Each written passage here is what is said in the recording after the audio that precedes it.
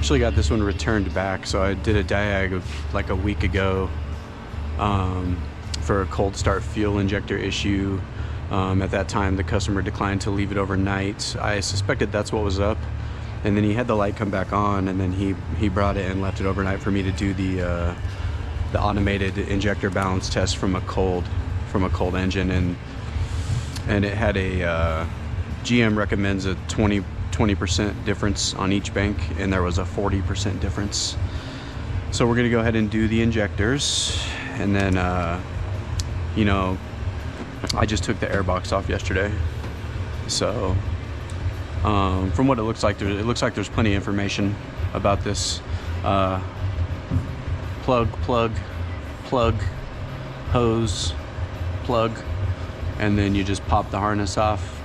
There's 5 bolts on the intake, and then it comes up. So when I get it up, we'll take a look at the fuel lines and the injector rails and the injectors themselves, and then clean everything up and get them changed. So okay, I'm not wearing this camera, I'm just bringing it because after I got the intake off, which is on the ground over here,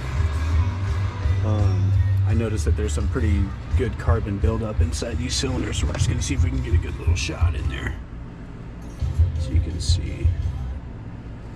There we go. Pretty much all the cylinders look like that.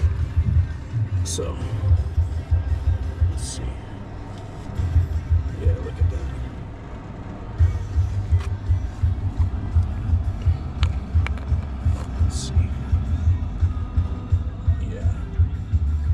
Pretty dingy, man. That's not too bad.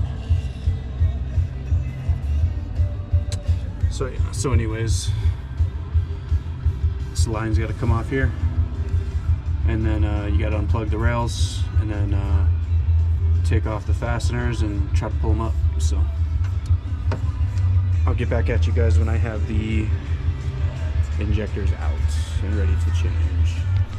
All right, so we're back on the job. It's been about an hour.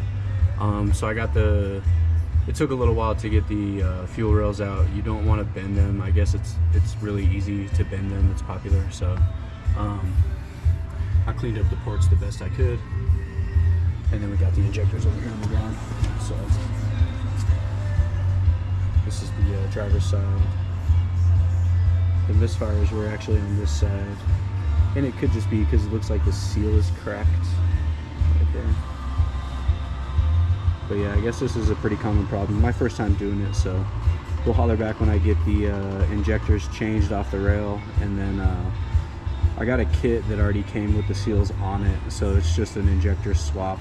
And then I'll install them, and we'll get a good look when it's all finished. I'm waiting on a replaceable fuel crossover pipes and a gasket for the intake, but other than that, not too bad. So okay, got the new injectors in with the new lines, the new fuel lines, so not terrible, you know what I mean. A little bit time consuming. The injectors were kind of stuck in there and kind of rusty. It looked like someone had replaced 2 prior, but he never told us that. They weren't the cylinders that I found that were that failed the automated injector balance test, but they were changed nonetheless. So I'm waiting for a plenum gasket, and then once I get that hooked up, we'll get you guys the final shot and see how it runs. All right, we're back. Got it all wrapped up, buttoned up, and then I just need to get in there, clear the codes, prime it up, and then run it, and then we'll do the injector balance test and see if it passed, but I'm pretty sure that's going to be it.